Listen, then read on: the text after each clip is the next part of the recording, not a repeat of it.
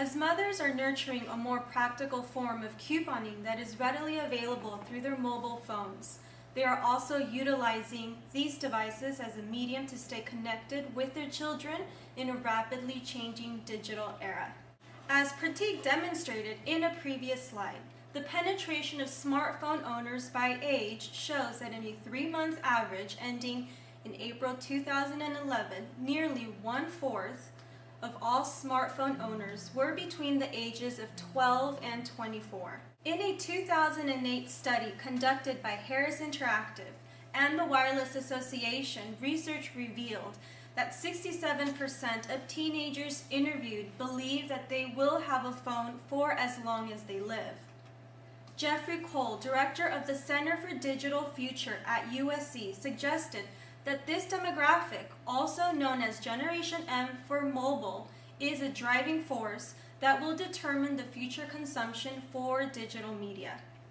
For this reason, it is important to look at the current trends and behaviors of Generation M in order to understand how they will impact the future of advertising and marketing for media communications as a whole. Why Generation M? Marketers target today's youth because they are the first generation to grow up in a mobile world since the first commercial cell phone service was activated on October 13, 1983.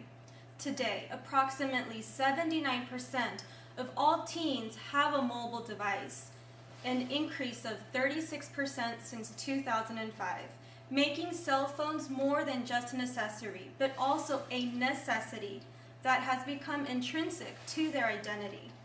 In order to shed light on how teens feel about wireless products and services, an in-depth online study of more than 2,000 teenagers around the nation was conducted by the Wireless Association and revealed how Generation M are using their mobile phones today.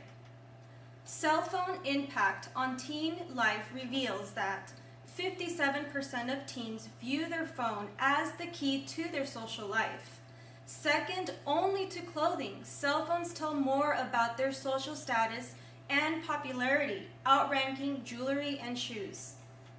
80% believe that their cell phones provide a sense of security. Texting has also become a popular form of communication among teens, in which 42% of those interviewed reported that they can text while blindfolded.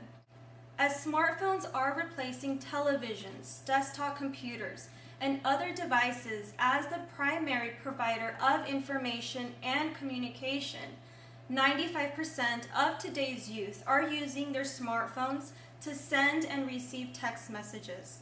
It is estimated that in 2009, 4 billion text messages were sent each day in the United States. Making and receiving phone calls is the second most popular form of mobile usage among teens, followed by taking pictures at 86%, 79 use their mobile devices to listen to music, 78 for web browsing, and 72% for social networking. The great news for mobile marketers is that by analyzing the trends of teen mobile behavior, marketing strategies can be driven to gain a competitive advantage in the teen mobile market. Teens have a 59% tolerance of willingness to provide personal information, and out of those 59%, 18 will do it for the right incentive, which is almost 40% if the incentive is a new phone.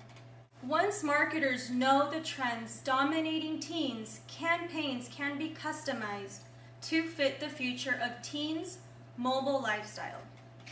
Once advertisers acquire sufficient amount of personal information, businesses are able to launch an aggressive, high-tech campaign such as augmented reality to wow and target youth. When a customer points their camera phone at a barcode image displayed on a billboard or magazine, a 3D image of the new product will appear on the phone screen as the real world remains in the background. Campaigns such as this attract the younger tech-savvy generation in hopes of encouraging them to proceed with a financial transaction via their mobile phones, which will now be discussed by Taylor in the next section of the presentation. Thanks, Cynthia. Today I'll be talking about mobile payments, which comprise a key component of mobile commerce. First, let's go through what are mobile payments. Mobile payments are made up of 4 different payment methods: SMS-based, mobile person-to-person, mobile online commerce, including online shopping through mobile devices, and mobile point-of-sale payments involving wireless wave and pay methods.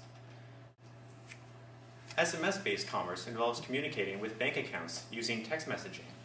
This form of payment uses USSD technology, which establishes a short, real-time connection allowing for rapid communication to be sent very easily from the phone.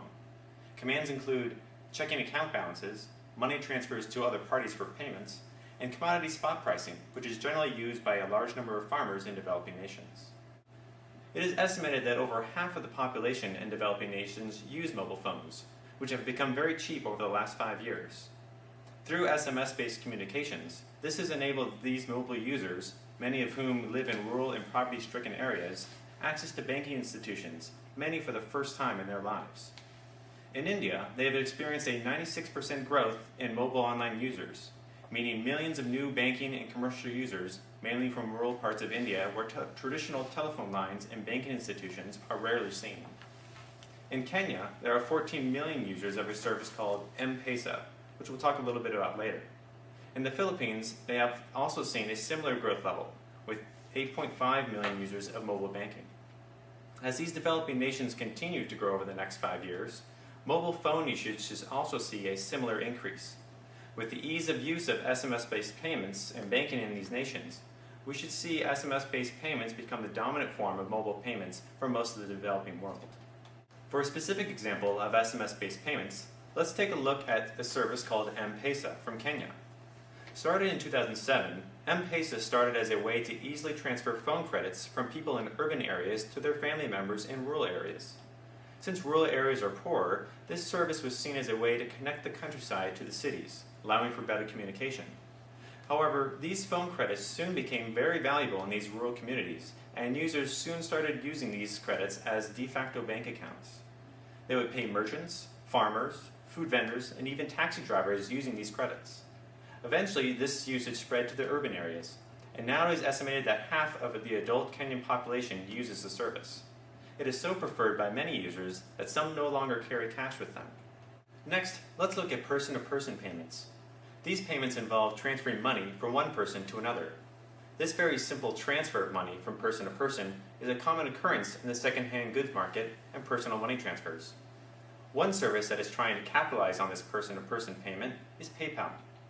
PayPal has developed an app to do the same in-person money transfer that it does online, utilizing bump technology. This technology uses the vibration sensors in the phone to establish a connection with the opposing phone's vibration. This makes P2P transfers very easy and secure. Mobile e-commerce is what many of us use already. So far in the United States, this is currently the most used form of mobile payments. Because of its familiarity with the average consumer, by 2015 it is estimated worldwide that this will account for $119 billion worth of transactions annually. These payments are made simply by using a credit or debit card, which is the traditional e-commerce form of payment. Several companies have developed online wallets to make this form of payment easier on mobile devices. This involves payments from users utilizing a login credentials as their payments in many places on the web. Next is one of the newest forms of mobile payment, which is POS or point-of-sale payments. This involves near-field communication, which is a short-range wireless connection using a chip in the device to communicate with the point-of-sale device. This is sometimes called wave and pay due to the motion of waving your mobile device next to the point-of-sale terminal. However, there are some issues with this new technology. The lack of NFC-enabled devices has caused this technology to not be adopted widely by users. However, in the coming years, it is estimated that most phones will be equipped eventually with this technology. Another issue is the lack of NFC chip readers in point-of-sale terminals. To upgrade existing terminals with chip readers involves some cost to the merchant. However, with the lack of NFC-enabled devices, there's not much incentive for these merchants to upgrade their devices. However, Verifone, one of the major POS terminal makers in the United States, has decided to include NFC chips in all of its new terminals because it sees this payment method as the future. Also, several large retailers have decided to upgrade their point-of-sale terminals anticipating large user acceptance of NFC payment methods. These include Macy's, Office Max, Subway, Walgreens, and several others. Next, we're going to talk about mobile privacy and security with Anthony.